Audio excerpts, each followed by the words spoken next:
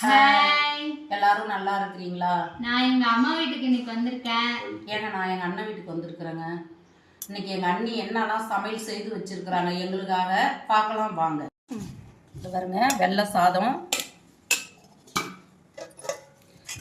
கிள்ளி போட்ட சாம்பாருங்க. எங்க ஊர் பக்கம் கிள்ளி போட்ட சாம்பார்னு சொல்லுவோம். உங்க ஊர்ல இது என்ன சாம்பார்னு சொல்லி எங்களுக்கு கமெண்ட்ல சொல்லுங்க.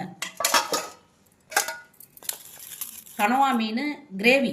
கனவா, இது கனவா வந்து கிரேவிங்க. பாருங்க, நண்டு வறுவலுங்க, எண்ணெய் கத்திரி கிரேவிங்க. இது